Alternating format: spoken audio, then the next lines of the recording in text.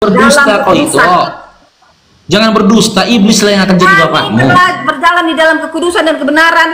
Dan Yesus itu Tuhan, Yesus Kristus itu adalah Allah itu sendiri, dan Dia mati di kayu salib untuk menebus dosa-dosa manusia.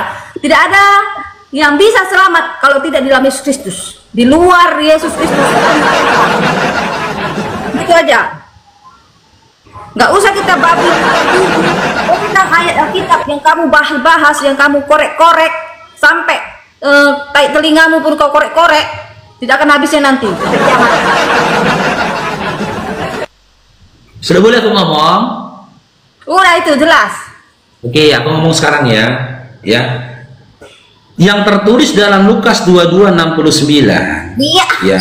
Di perikopnya itu Yesus berada di depan mahkamah agama. Iya, betul. Baca di awal dulu. Yesus... Sini aku bacakan. Sini aku bantu bacakan ya. Aku bantu bacakan. Ya. Di Lukas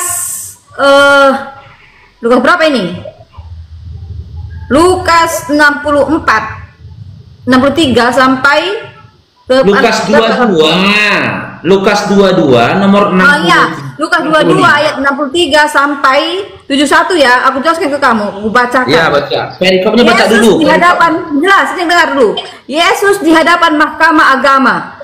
Dan orang-orang yang di hadapan mahkamah agama, orang-orang yang menahan Yesus, orang itu dia masih disalib. Yesus masih disalib di ya. depan mahkamah agama ya, depan mahkamah agama Yesusnya ya. Iya, Yesus masih ditangkap oleh tentara Roma. Iya, di depan mahkamah agama. Oke, lanjut. Yesus di depan mahkamah agama. Nah, dan orang-orang yang menahan Yesus mengolok-olok dia dan mataku kurang jelas ya. Bentar. Makin kabur. Tulisannya kecil ini kok. Dan orang-orang yang menahan Yesus mengolok-olok dia dan menyalibkannya. Orang-orang yang menahan Yesus mengolok-olok dia dan memukuli Yesus ya, dia masih dipukuli karena menutupi mukanya dan bertanya, cobalah katakan siapakah yang memukul engkau? Dan banyak lagi hujat yang diucapkan mereka kepadanya. Dan setelah hari siang berkumpullah sidang para tua-tua bangsa Yahudi dan imam-imam kepala dan ahli-ahli Taurat. Lalu mereka menghadapkan dia ke mahkamah agama mereka. Katanya, jikalau engkau adalah Mesias, katakanlah kepada kami. Jawab Yesus, sekalipun aku mengatakannya kepada kamu, namun kamu tidak akan percaya. Jadi sekalipun Yesus mengatakannya, orang itu tidak akan percaya, sama seperti Paruk. Dan sekalipun aku bertanya sesuatu kepada kamu, namun kamu tidak akan menjawab. Mulai sekarang anak manusia sudah duduk di sebelah kanan Allah yang Maha Kuasa. Dan sekarang itu di saat dia diadili, orang-orang tidak tahu itu udah duduk di kanan sebelah Allah Bapa. Di saat itu bukan di atas sekarang. Dan sekalipun aku bertanya sesuatu kepada kamu, kamu akan menjawab. Mulai sekarang anak manusia duduk di sebelah kanan Allah yang Maha Kuasa. Dia itu Allah yang Maha Kuasa sendiri. Dia bersama dengan Allah Maha Kuasa. Maka mereka semua, kata mereka semua, kalau begitu engkau ini anak Allah. Ya, bersama Allah Maha Kuasa. Kalau begitu engkau ini anak Allah. Jawab Yesus, kamu sendiri mengatakan bahwa akulah anak Allah. Lalu kata mereka, untuk apa kita perlu kesaksian lagi? Kita ini telah mendengarnya dari mulutnya. Dia disalib karena apa? Orang-orang itu menyalibkan Yesus karena Yesus itu menyamakan dengan Allah. Di sini jelas. Apalagi? Oke, saya tanya sekarang. Saya tanya itu. Yesus yang mana lagi yang sudah duduk di sebelah kanan Allah yang Maha Kuasa itu? Kenapa kamu pertanyaannya Yesus di mana lagi? Ini jelas dia Yesus sendiri, Allah yang berkata sendiri. Yesus sendiri itu berkata. Itu kan ada Yesus yang tidak ada itu. Ini adalah dia sendiri yang berkata. Dengar ini. Yesus berkata di depan pengadilan agama. Iya. Yesus nih berkata di pengadilan agama. Iya, Dia katakan, iya, terus dalam perkataannya dia berkata, mulai sekarang Yesus sudah duduk di sebelah kanan Allah yang Maha Kuasa. Tidak ada telunjuknya. Itu menyatakan dirinya sudah duduk di sebelah kanan Allah Bapa. Sekarang aku tanya, ketika berkata seperti itu, Yesus itu berada di depan mahkamah agama atau sudah duduk di sebelah kanan Allah yang Maha Kuasa? Nah, itu dia konteksnya yang kamu tidak mengerti. Kamu pikiranmu terlalu ngawur. Kamu memikirkan Yesus itu terdua. Yesus berkata Yesus itu sudah ada di sorga. Sementara dia berkata. Tetapi ini konteksnya adalah dia berbicara tentang perumpamaan. Dia berbicara tentang apa yang dia alami. Perumpamaan apa? Kok perumpamaan pula?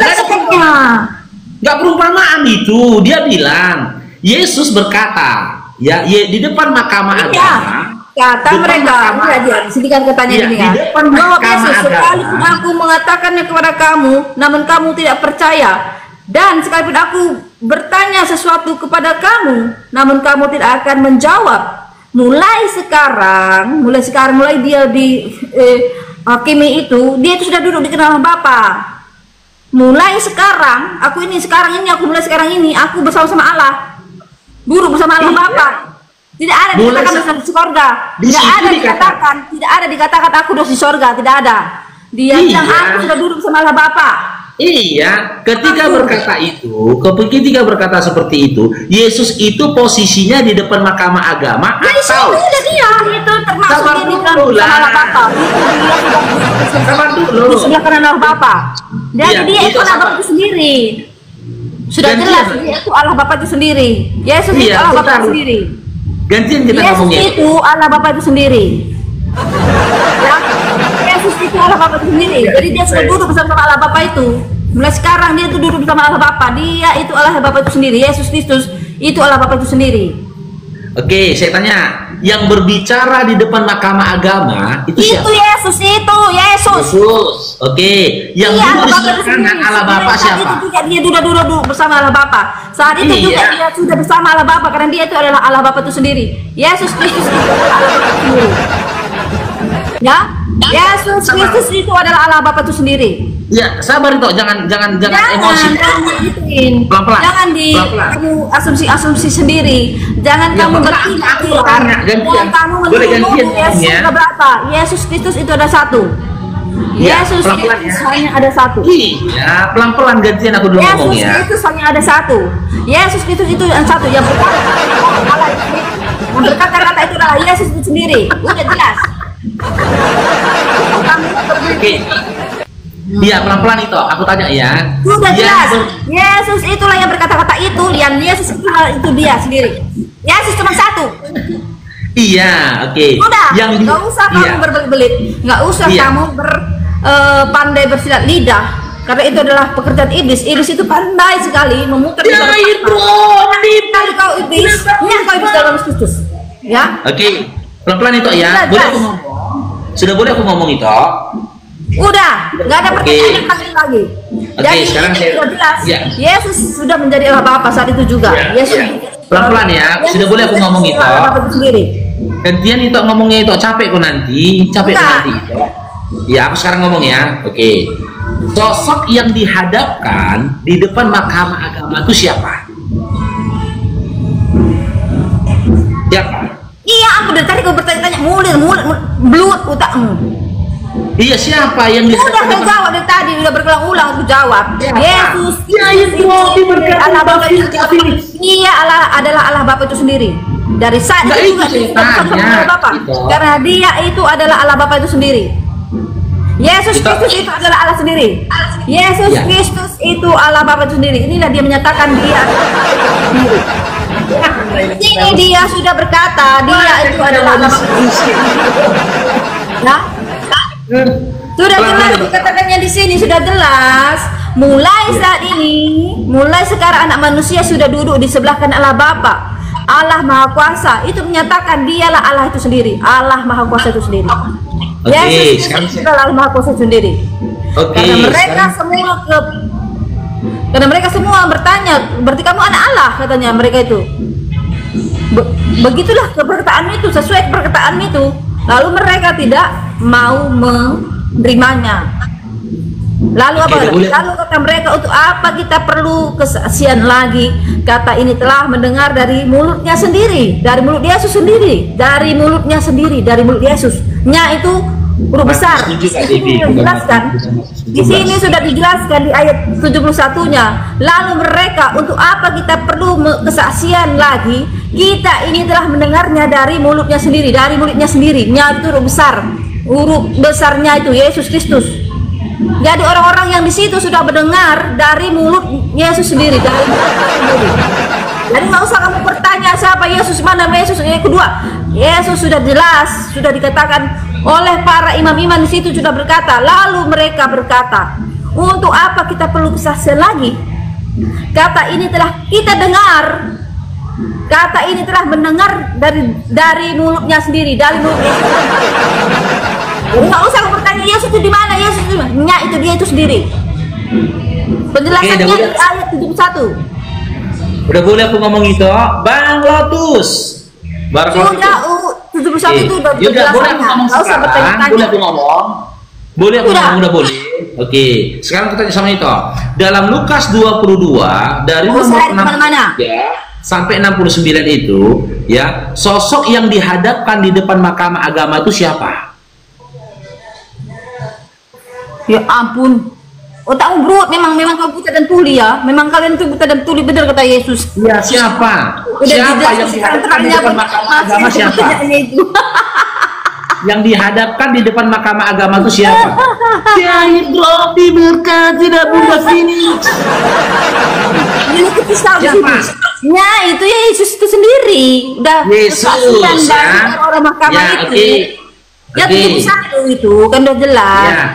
Ya, 71. Yesus, lalu kata Yesus, mereka, untuk apa kita perlu kesaksian lagi? Orang-orang yang di situ itu udah bersaksi. Orang-orang yang di sana udah bersaksi di ayat 71. Lalu kata mereka, untuk apa kita perlu kesaksian lagi? Kita telah mendengarnya dari mulutnya sendirinya, itu huruf besar. Oke. Nyanya itu besar, nyanya itu besar ya, nyanya Yesus. Yesus itu adalah Allah itu sendiri. Iya. Yesus. Ya udah, ngapain kamu bertanya? Yesus di mana? Yesus di mana? Yesus di mana? Yesus di situ. Inilah resikonya diskusi sama perempuan, weh. Bertanya tadi Yesus di mana lagi? Sudah jelas di situ di 1 tadi sudah jelas dijelaskan oleh para imam-imam itu. Mereka sudah mendengar dari mulut Yesus sendiri. Iya, Yesus bertanya, Yesus di mana? Yesus di mana? Pertanyaan apa itu? Iya, bukan aku tanya Yesus di mana. Yang kutanyakan, dengar ya itu ya. Diam dulu sebentar itu ya, boleh? Itu Karol, bentar ya, dengar ya. Yesus dihadapkan di depan mahkamah agama.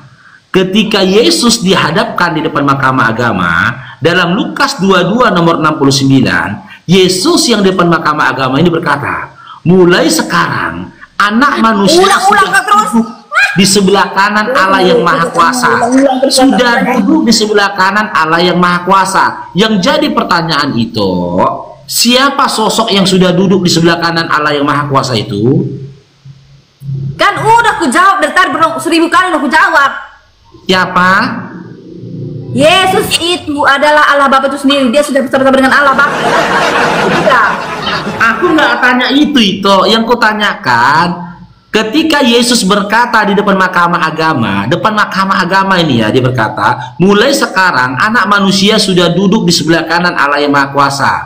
Pertanyaannya, siapa anak manusia yang sudah duduk di sebelah kanan Allah yang Maha Kuasa itu?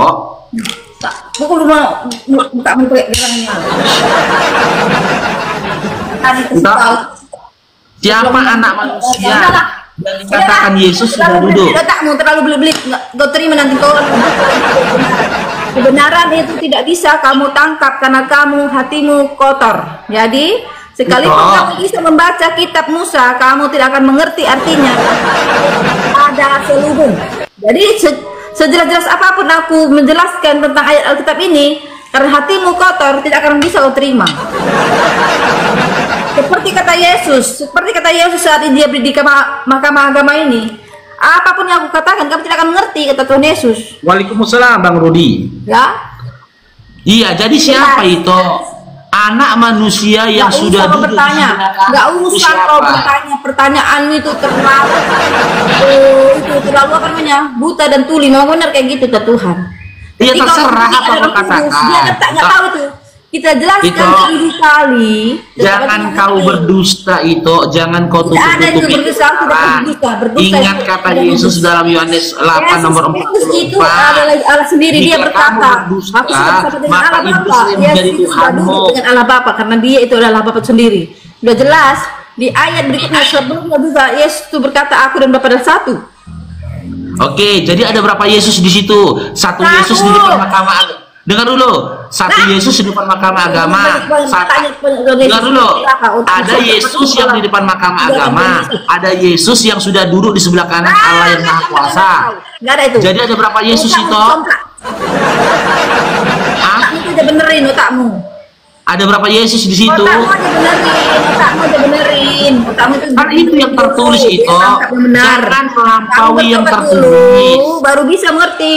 Kamu bertobat Besok. dulu. Kamu dibaptis kembali ke jalan yang benar. Karena kamu tersesat, kembali ke jalan benar, baru kamu mengerti dalam kitab. Ya itu satu Yesus dihadapkan depan mahkamah agama. Jangan nggak usah banyak bicara, Lalu- kamu mulutmu itu terlalu banyak. Yesus itu Ika. satu ke titik. Iya, Lukas Nggak, iya, tadi 22. nggak usah bertanya iya lagi. Yesus itu satu. Lukas Yesus itu 22. satu titik. Nggak ada lagi dengan Lukas. Dalam Lukas 22 nomor 63 sampai 71 Udahlah. Mau tutup aja dikisahkan dulu. Yesus dihadapkan di depan Yesus mahkamah Kristus agama. satu. Di saat itu dia juga Lalu- sudah dituntut Allah Bapa. Dia karena dia maha kuasa, dia maha adil. Dia itu adalah satu. Yesus itu sendiri. Yesus Kristus itu adalah maha adil. Dia maha tahu. Bang Ali Ahmad. Oke, gantian itu ya, Jelas. biar berrelasi ya. Ya. Nih, kita apa yang judul dia biar jelas. Dalam Lukas 22 nomor 63 sampai 71, Yesus dihadapkan di depan mahkamah agama. Ketika dia ditanyain dalam depan mahkamah agama, Yesus berkata dalam Lukas 22 69-nya, apa kata Yesus? Mulai sekarang anak manusia sudah duduk di sebelah kanan Allah yang Maha Kuasa. Yang jadi pertanyaannya buat Ito Karolin, ya, ketika Yesus berbicara di depan mahkamah agama dengan perkataan mulai sekarang anak manusia sudah duduk di sebelah kanan Allah yang Maha Kuasa. Lantas siapa anak manusia yang sudah duduk di sebelah kanan Allah Bapa, Allah yang Maha Kuasa yang dikatakan Yesus ketika dia di depan mahkamah agama? Siapa itu? Siapa itu? Itu Karol? Nah, Siapa anak Yesus, manusia? Yesus cuma Hah? satu. Yesus, Yes. Yesus cuma satu. Yesus Yesus itu kan? adalah Allah Bapa itu sendiri. Dia sudah bersama dengan Allah Bapa. Dia Allah Bapa itu sendiri. Teman-teman sudah menyaksikannya, ternyata ada lebih dari satu sosok Yesus. Jahit dong diberkati Bang Afi Ahmad. Hidup ini Adalah Allah Bapa itu sendiri. adalah kesempatan. Hidup ini untuk jadi berkat. Jangan sembah manusia, Kau yang menyembah manusia. yang tak bercelana. Yesus itu adalah Allah. Agar Yesus itu adalah Allah itu sendiri. jadi berkat. Selama Agar nanti masa neraka dari jadi berkat. Bertobatlah kau itu Karol. Hentikanlah kesesatanmu Aku itu kasihan ya kau. Karol. Janganlah kau ikuti dogma-dogma yang telah dibangun oleh Paulus untuk menyesatkanmu. Ingat itu Karol. Di dalam 2 Tesalonika 2 nomor 11 dikatakan, sebab itulah Allah mendatangkan kesesatan atas mereka, membuat mereka percaya akan dusta. Ciri-ciri kesesatan yang telah disampaikan oleh Allah dalam 2 Tesalonika nomor 2 nomor 11 adalah mereka akan percaya akan dusta. Ciri-ciri dari mereka yang telah disesatkan adalah mereka akan dipaksa percaya akan dusta. Sementara dalam Yohanes 8 nomor 40 sampai 44, apa kata Yesus di situ? Terkhusus dalam Yohanes 8 nomor 44, Yesus berkata, "Jika kamu berdusta, maka iblislah yang menjadi Tuhanmu, karena iblis adalah bapa dari atas segala dusta." Lalu dalam Roma 3 nomor 7, Paulus menyatakan dirinya setelah berdusta dan dia tidak ingin dihukum sebagai seorang pendusta. Dia meminta orang untuk menerima dustanya. Dia meminta orang-orang pada saat itu untuk beriman dengan dustanya. Dia meminta orang-orang pada saat itu untuk mengikuti dustanya. Karena di kalimat berikutnya dia berkata, "Lantas atas dasar apa aku masih dihukum atas orang yang berdosa?" Jelas itu dalam 2 Tesalonika 2 nomor 11 tadi, di dalam Yohanes 8 nomor 44, siapa-siapa yang percaya akan dusta dan siapa-siapa yang terbiasa atas dusta, maka dalam Yohanes 8 nomor 44 apa kata Yesus? Iblislah yang menjadi Tuhanmu. Maka jika dikorelasikan ketiga data itu, Tuhan yang telah ditawarkan oleh Paulus kepada kalian, Tuhan yang diperkenalkan oleh Paulus kepada kalian, Bapak yang dikenalkan Paulus kepada kalian adalah Bapak segala dusta. Siapa Bapak atas segala dusta? Itu adalah iblis. Semua yang kamu bacakan itulah dirimu sendiri, Paru. Jadi ngaca kau, Paru. Semua yang kamu bacakan itu adalah kamu sendiri. Terima kasih sudah membacakannya ya. Terima kasih sudah membacakannya. Jadi kamu berkaca. Itu mental kepada kamu itu mental pada dirimu sendiri tuh. Perkataanmu itu semua adalah untuk dirimu. Maka benarlah apa yang dikatakan Allah di dalam Al-Quran.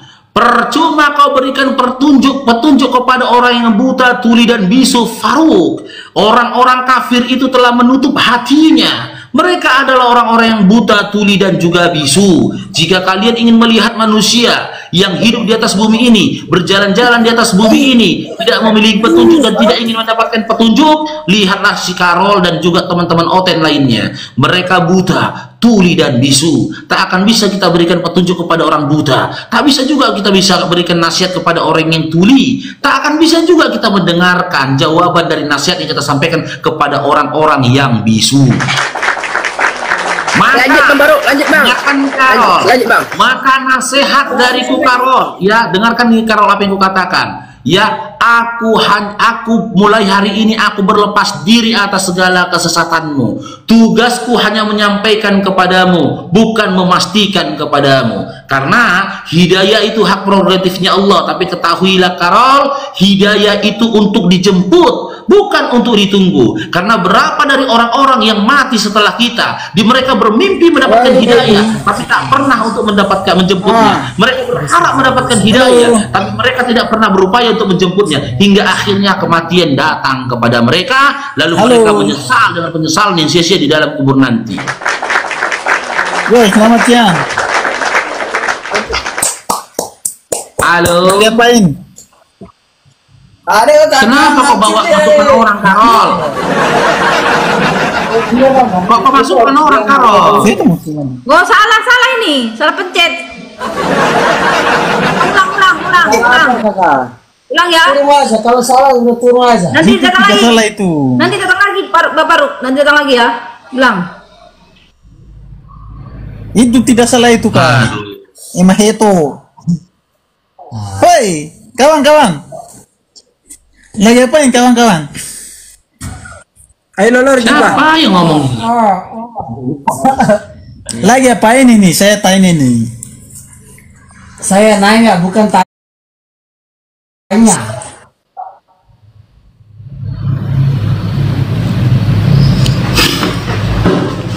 Sengaja dia mau kabur, teman-teman.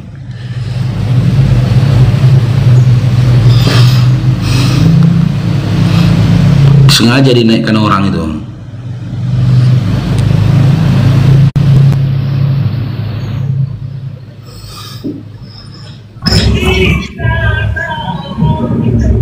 Halo, Bang Iwan BSG. Ya, halo Bang. Assalamualaikum warahmatullahi wabarakatuh. Waalaikumsalam warahmatullahi wabarakatuh. Silakan Bang Iwan. Ya, saya cuma mau menyampaikan sedikit, Bang.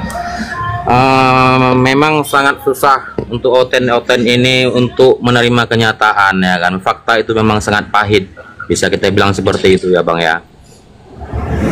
Kalau memang sudah dibutakan mata dan hatinya itu, dia sangat pahit untuk menerima kenyataan yang ada di dalam kitab suci mereka itu. Memang macam manapun kita kasih arahan, dia tetap memang tidak mau mendengar lah, bisa kita bilang seperti itu ya, Bang ya. Ya. Sampaikan saja, Bang.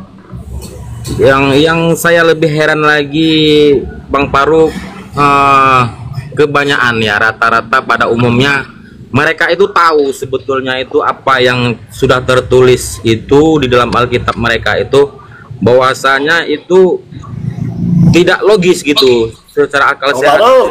Berpikir itu tidak logis. Bang Iwan BSC, maaf aku potong Bang, maaf ya, maaf. Bang Faruk, jam 1 atau jam berapa? Jam 1 Dinda, bentar lagi aku mau duhur. Oke, berarti jam 1 ya, oke. Silakan, Bang Iwan, lanjut. Ya, memang sangat sulit kita untuk meyakinkan seekor lalat itu bahwasanya yang manis itu lebih bagus daripada bangkai gitu ya kan. Dia lebih memilih bangkai untuk didekatinya daripada memilih yang manis gitu. Kalau seekor lalat itu, begitulah kira-kira Bang Faruk. Kalau menurut saya nilai mereka, Bang. Silakan, Bang. Siap. Tapi gini, Bang ya. Kita hanya berupaya di sini, Bang, memanfaatkan umur, mensiarkan, mengajak orang-orang untuk menyembahnya kepada Allah saja. Karena apa? Seruan yang kita lakukan ini, ya, amanat yang kita laksanakan ini, dakwah yang kita lakukan ini adalah dakwah dari para nabi-nabi terdahulu, Bang. Betul. Masalah hasil itu urusan Allah. Penting kita berikhtiar, kita berupaya, gitu loh. Karena karena gini, Bang, perhitungannya, Bang ya. Daripada ya kita menyia-nyiakan waktu kita untuk hal yang tidak bermanfaat, gitu loh. Tidak ada manfaat dari kegiatan itu. Apa salahnya kita mensiarkan kepada mereka? Kita hanya menyampaikan pada mereka. Kalau mereka menerima, alhamdulillah. Ketika mereka menolak pun, seruan kita, Allah tidak berikan hukuman atas kita. Betul, Bang. Sama halnya dengan sejarah munculnya sumur Zam-Zam, air Zam-Zam. Waktu itu Siti Hajar nggak akan pernah tahu dan nggak pernah bermimpi dan nggak pernah berharap akan muncul air di tengah-tengah gurun pasir ketika mereka ditinggalkan oleh Ibrahim alaihissalam bersama dengan Ismail di tanah Mekah pada saat itu. Nggak pernah tahu dia, cair dong diberkati, udahku. Tapi Siti Hajar berupaya menunjukkan ikhtiarnya dengan dia berlari-lari ke sana kemari seolah-olah sedang mencari sumber air, karena pada saat itu Ismail sedang kehausan. Karena ikhtiar dari dia itu, kesungguh-sungguhan dari dia itu untuk berusaha, kan gitu, Allah mengkehendaki munculnya mata air di tanah ya, atau di kaki yang diinjak oleh Ibrahim alaihissalam, Ismail alaihissalam pada saat itu. Sama halnya dengan kita, Bang, kita cuma berusaha saja. Makanya berkali-kali saya katakan, Bang, ya, untuk menjadi seorang apologet yang seperti kita ini, Bang, itu tidak mudah. Karena apa? Yang kita hadapi itu orang gila, Bang. Orang-orang yang tidak waras akalnya, Bang. Makanya kita harus bersabar. Selama mereka tidak menghujat, sabar kita. Waduh, nggak nyambung, bener nggak nyambung. Jangan kalian pikir aku senang mendengarkan narasi mereka, aku pun tersiksa. Tapi yang dihadapin ini orang dengan gangguan jiwa, akalnya nggak digunakannya. Makanya jadi kita betul-betul harus bersabar kita, Bang ya, kalau menghadapi orang seperti orang itu, Bang ya. Iya, tapi satu hal yang bisa aku pastikan, Bang. Kenapa kau berani memastikannya, Faruk? Karena aku pernah di sana. Dari awal sampai akhir kita berdiskusi kepada mereka, Bang. Ya, yakinlah bang, ada 1-2 kalimat yang tergores di dalam hatinya. Apa itu bang? Dia yang tahu, dia dan Allah yang tahu bang. Ada yang terbesit dalam hatinya itu. Sadarkah dia pada waktu yang sama bahwasanya dia di dalam kesesatan? Sadar dia bang, sadar dia, tapi berupaya menolak. Udah terbesarnya dalam hatinya ini. Benar kata si Farouk, wallahi dalam hatinya itu sudah ada perkataan benar kata si Farouk, benar kata si Farouk, tapi dia berupaya untuk mengingkarinya. Gitu bang. Dan ketika kita menyampaikan kepada lawan diskusi kita, ya, yang jadi target kita itu bukan dia saja bang, tetapi teman-teman oten lainnya yang ada di bawah bang. Ya betul. Kita nggak tahu kan, ibaratnya gini bang, busur panah yang kita lepaskan ini satu bang, sasaran kita ke arah tupai, tapi kita nggak tahu ketika melesak busur panah kita ini, busur panah ini udah kena ke leher burung, kena juga ke leher rusa, hingga menancap di sebatang pohon, gitu loh. Tapi kita kan sudah dapat ini burung, rusa. Begitu juga dengan dakwah kita di sini, gitu loh. Dengan syiar yang kita sampaikan di sini, si Karolin ini hanya sasaran saja, sasaran dari busur saja. Tapi ya, si Karolin ini tidak bisa juga dikatakan menghadirkan manfaat dari busur. Kesahkan dulu busurmu, baru kau tahu apa-apa saja yang sudah dimanfaatkan, sudah dihadirkan manfaat dari busur itu tadi. Siapa itu? Orang-orang yang nonton di bawah lah. Kita nggak tahu bang. Ketika si Karolin berupaya menolak kebenaran, mematikan akalnya, mungkin setelah Kamal ini rungkat, 5, 10, 15 dari mereka tanpa sepengetahuan kita, mereka datangi masjid dan musola dan bersyahadat mereka di tempat mereka tinggal. Ya itulah, saya tadi menyimak juga abang sama si Ito Karolin tadi. Sebetulnya dia mengerti dengan apa yang abang jelaskan itu, dia tahu semua itu, mengerti sebetulnya, tapi dia tetap menolak. Dia tidak menerima, dia menutup mata dan hatinya apa yang telah didengarnya itu. Kalau menurut saya pandang seperti itu bang, kalau si Ito Karolin ini.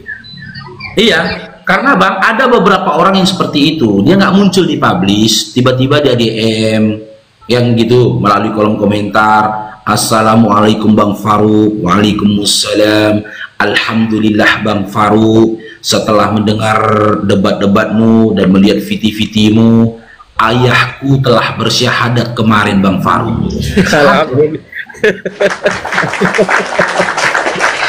Aku pun itulah puasa dan kehendak Allah di luar nalar. Aku pun bisa bikin, loh kok bisa bapak dia yang kena kan? Kok bisa bapak dia pula yang dapat hidayahnya, sementara lawan diskusiku tuh nggak syahadat. Gitu loh. Jadi lisanku ini tidak diarahkan Allah kepada lawan diskusi kita ternyata bang, karena memang hatinya mati. Tapi lisan kita ini diarahkan Allah ke siapa? Ke mereka-mereka yang hatinya telah dilembutkan oleh Allah. Betul.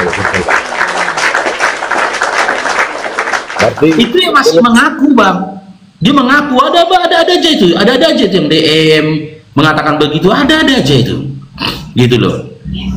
Orang lagi mereka yang tidak mau mengaku, karena apa? Malu mungkin kan, doktrinnya telah dikalahkan gitu loh. Dogma yang ada dalam dirinya sudah dihancurkan. Sama halnya aku dulu gitu bang. Aku dulu pertama kali aku syahadat, ya cuman satu temanku tahu aku syahadat. Sama dia aku bilang, kau jangan kasih tahu siapapun kalau aku sudah Islam, aku bilang. Karena apa? Aku masih punya beban mental. Bagaimana nanti teman-temanku yang muslim lain tahu aku udah syahadat, sementara di sisi lain mereka tahu bagaimana dulu kekentalanku dengan agamaku dulu. Ada beban mental ya di situ. 3 tahun itu setelah aku syahadat, baru orang-orang sekitarku tuh tahu, teman-temanku yang muslim tahu, udah Islam kok rupanya, katanya. Iya, aku bilang. Dan pada saat itu aku sudah kuat mentalku, sudah siap mentalku gitu loh. Makanya aku berani mensiarkan aku sudah syahadat. Untuk sebelum itu aku masih bersembunyi, kusembunyikan keislamanku, terkhusus pada keluargaku kan dan orang-orang sekitarku, begitu kan. Betul. Udah itu Bang Farouk, begini Bang Farouk, kalau saya perhatikan dari teman-teman saya ada juga yang kayak gitu bersyahadat seperti itu, seperti Bang Farouk juga. itu rata-rata itu yang mau bersyahadat, itu rata-rata itu yang mau berpikir secara logis, yang menggunakan akal sehat dan mau dia belajar, mau bertanya. Itu saya tengok itu memang orang-orang yang jenius yang seperti itu, memang rata-rata seperti itu yang mau pakai otaknya itu, bisa kita bilang seperti itu Bang, yang memang dia mau berpikir betul-betul mana yang sebenarnya nih, mana yang bisa aku ikuti, mana yang tidak bisa aku ikuti. Nah itu memang orang-orang yang mau berpikir, yang mau menggunakan otaknya, yang mau seperti itu. Tapi kalau dia cuma sekedar mendengar doktrin-doktrin, udahlah imani saja, itu sampai kapanpun saya rasa tidak, ini susah untuk ke jalan yang benar gitu. Ya. Oh lama lagi Bang, 20 menit lagi di sini Bang zuhurnya Bang. Ini ada Bang Sinaga. Assalamualaikum. Waalaikumsalam warahmatullahi wabarakatuh. Masya Allah, sehat selalu abangku, mantap sekali. Iya. Ya izinnya abangnya aku makan siang dulu ya. Oh iya abang, ya abangku lanjut, tetap semangat dalam. Ya, lanjut aku dengarannya. Iya. Karena nanti jam 1. Udah bang, tidur apa aja? Lanjut aja Bang, dengar. Ya. Ya. Ya lanjut. Ya Bang. Halo Bang Sinaga, Bang S Sinaga. Siap abangku. Ya, maaf. Assalamualaikum. Waalaikumsalam Bang. Masya Allah. Sehat kan Bang? Ya Bang. Sehat?